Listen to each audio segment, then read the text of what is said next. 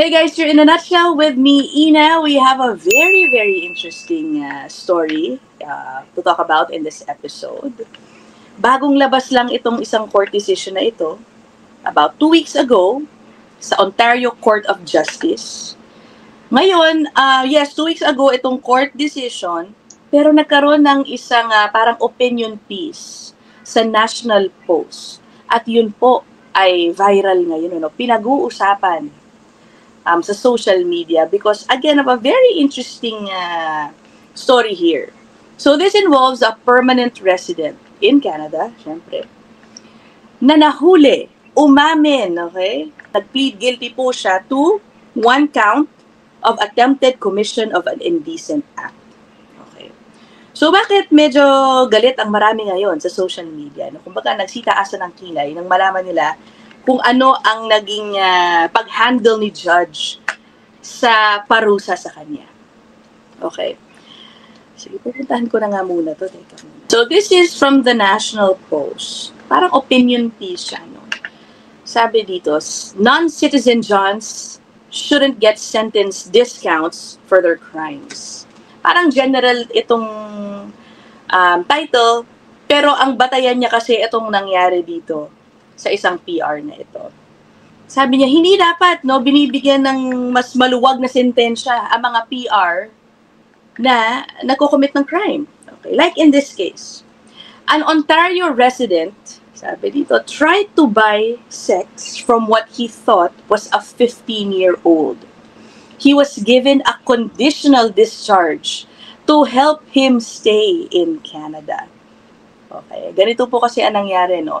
So, yung prosecution, ang hinihinging punishment para sa kanya ay 90 days na pagkakakulong. Okay. Pero alam nyo, hindi po yan. Hindi nila nakuha yan. Hindi yan binigay ng judge. And instead, the judge parang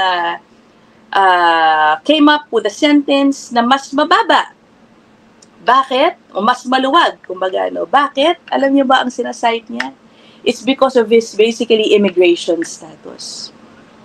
Okay, interesting, no? Ang sinabi ni judge, kapag daw siya ay makulong, baka mahirapan itong PR na mag-apply to become a citizen and eventually mahirapan din daw ito na makuha ang kanyang asawa. Wow, 'di ba? So very much considered ang kanyang immigration status sa pag-come up ng decision ni judge. Diba? So ito nga, yung opinion piece dito is saying, hindi dapat ganun. Kahit pa PR yan, kung ano ang dapat na sentensya, yun pa rin. Diba? Ngayon, iisipin mo, wow, kawawa naman, sige, babaan natin ng sentensya para hindi siya magka-problema sa kanyang citizenship later on. Parang ganun yung lumalabas, diba? Sige, puntahan natin yung details of the case, no? In December 2023, itong si Akash Kumar Kant, okay, made the mistake of arranging an encounter with a 15-year-old at a Mississauga Holiday Inn for $140. Alam mo ang nangyari? Nagkaroon po kasi pala ng tinatawag na Operation or Project Juno, itong Peel Regional Police Human Trafficking Unit. Diyan po, kabilang sa ginagawa ng police, ay nag-undercover sila, nagpapanggap na mga minors online para maka-entrap ng mga taong mag-a-attempt, magbayad for certain services, alam nyo na yan, knowing na ang kanilang kinakausap ay mga minors. So, bawal yun, syempre, no? So, yun ang nangyari. Doon po siya nahuli. No? Sabi dito, only when he got there, that 15-year-old turned out to be a cop. He was arrested at the hotel with $140 in cash on hand and subsequently ended up in court. But he won't receive a criminal record for his actions, in part because of his immigration status. Nito lang, ngayon na nga, 2 weeks ago. So, this happened December 2023 pa, no? Pero nito lang lumabas po ang sentensya. On June 25, Kant was sentenced to a conditional discharge for committing an indecent act. Ito po ang kanyang sentensya. 3 months under house arrest, during which he can go shopping. Sabi pa dito, he can go shopping for 3 hours every Sunday, attend religious services, medical appointments, and travel to and from work. Tapos, makatapos niyan, meron daw po siyang 12 months of probation. Okay, probation na lang. Whether Ontario will appeal remains an open question as the province won't reveal its plan until July 25. Okay. So may option pa po pala ang Ontario, no? Siguro yung Peel Region Police din. Kung ano ang magiging sagot nila dito, kung sila ay mag-a-appeal pa dito sa naging sentensya ni Judge. Puntahan mismo natin yung court ruling, para mababasa ko sa inyo kung ano specifically ang paliwanag ni Judge. Yan, dito po yan, Ontario Court of Justice. Pupuntahan ko yung pertinent section. Mr. Kant is a permanent resident seeking Canadian citizenship and professional licensing. A conviction would not only delay his citizenship by 4 years, but could also prevent him from sponsoring his wife and obtaining his engineering license. So, finactor in yun ng judge, Kumbaga, ikonsidera din ang posibleng consequence ito sa kanyang future. Sabi dito, additionally, Mr. Kant has demonstrated strong rehabilitative efforts, including 12 counseling sessions and receiving a low-risk assessment. So, nagpakita naman daw na meron siyang kakayahang magbago. Lalo na dahil nag-attend naman daw siya ng 12 counseling sessions. Okay? Meron po kasing kinukumpara dito na isang previous case. May binabanggit dito na Mr. Faruhi. I read a little bit about this. So, this involves a Canadian citizen. Okay? Parang mga 19 years old lang yata ato who was caught with a similar crime. Okay?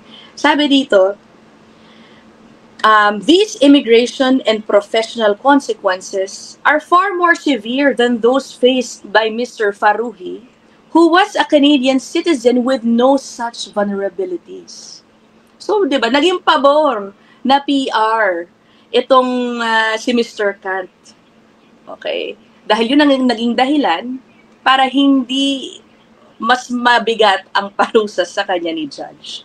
Yun ang nangyari. Given that Mr. Kant's offense is less serious and his rehabilitation is well underway, a discharge would be more appropriate and proportionate. Yun. So sinasabi rin, si Judge siguro hindi masyado naman nabibigatan doon sa kanyang crime, hindi siya proportionate sa magiging potential consequences nito sa future, sa citizenship to be specific, ni Mr. Kant. Kaya, ayun, binigyan siya ng conditional sentence. O, diba? What do you think about that? O, diba? Kakaiba din to, no? I would understand why many, especially Canadian citizens, would, raise their eyebrows because of this. And para sa akin, somebody, alam mo naman dito sa channel natin, pinag-uusapan natin na kapag ikaw ay PR, dapat, malinis ang record mo. Dahil baka maka-apekto ito sa status mo, baka ma-revoke pa ang PR mo at baka magka-problema ka sa citizenship. So when you learn about this story, it makes you think, na parang, hindi naman pala, Pagbibigyan pala ako ni Judge, maaaring ganun pala, dahil iisipin niya. Na pag ako ay ma-convict of a certain crime, baka mahirapan ako, madali ang aking citizenship. May ganun, di ba? Kasi lumalabas, doon sa case na kino-compare nila na nangyari, doon sa isang Canadian citizen, yun, talagang nakatikim ng pagkakakulong. Whereas dito, na PR, di ba, you expect PRs, kumbaga, to behave more, right? Kasi syempre, hindi pa sila citizen, di ba?